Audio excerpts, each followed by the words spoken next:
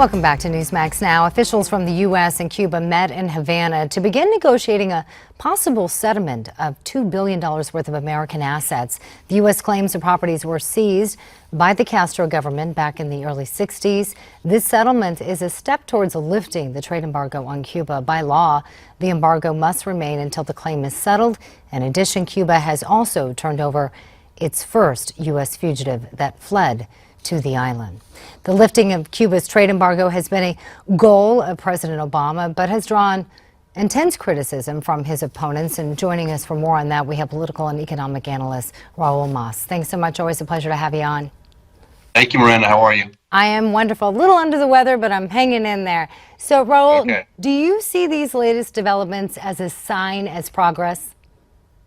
Listen, I mean, they have to discuss them sooner or later. The problem is that when it comes to negotiations, the Cuban government is not a particularly serious player.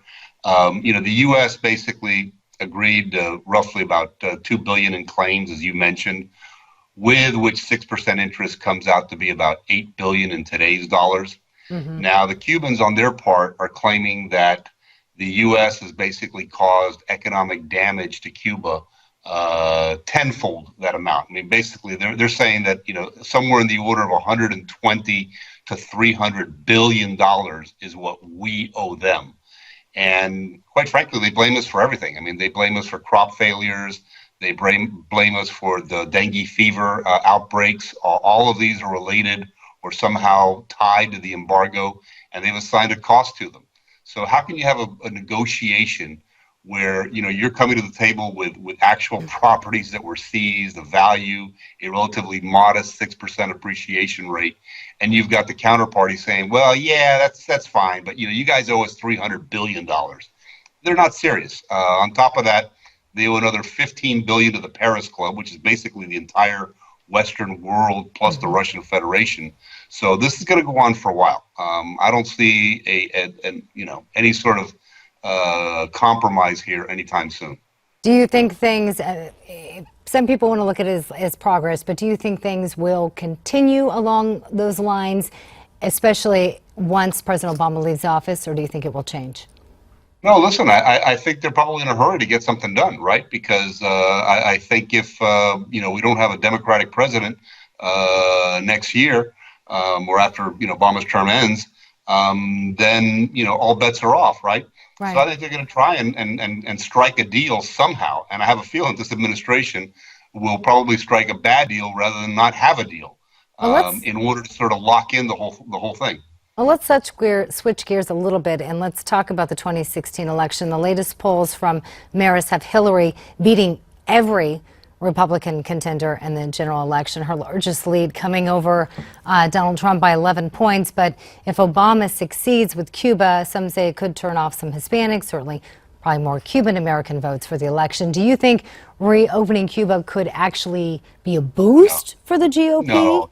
No, not at all. Not at all. Let's be real, Miranda. I mean, I'd like to think that, the Cuban influence in the U.S. is not just limited to two presidential candidates, but that we can actually somehow sway an election. But the truth of the matter is that outside of South Florida, very few people, pardon my French, give a rat's about what happened in Cuba. It's a nice thing to sort of talk about. It's a nice, foreign policy issue. It's actually impacting us right now because we have about 3,000 Cubans right now stuck in Costa Rica trying to make it to the U.S.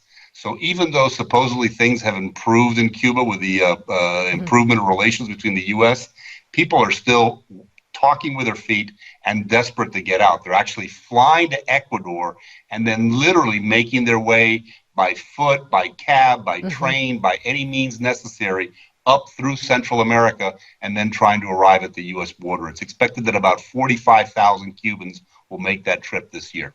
Well, in the short time that we have remaining, I want to talk about this article that came out from Politico. It believes, despite those poll numbers that I just read to you, that Hispanic votes are still up for grabs.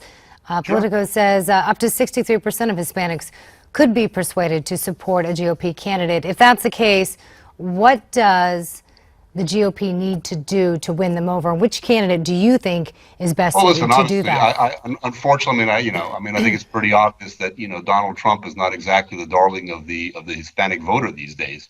I think Hillary's biggest nightmare, quite frankly, is Marco Rubio. I mean, right. here's a young man who is polished, who's well spoken, who has actually tried to make a difference, whether you agree with him or not. Right. The Gang of Eight, in terms of the immigration debate, who has yet to really step on any landmines. And I think, the fresh face of somebody like a Marco Rubio, and who's actually, pretty good when it comes to foreign policy as well. And I think a lot of people would agree with you. Raul Mas, thanks so much for your time. Always a pleasure. Thank you, Miranda, for having me. It's Donald Trump versus the world. The Republican frontrunner not only continues to captivate and dominate much of the discussion here in the U.S., but now his messages are being heard loud and clear worldwide. What that could mean for us here at home. We'll be right back.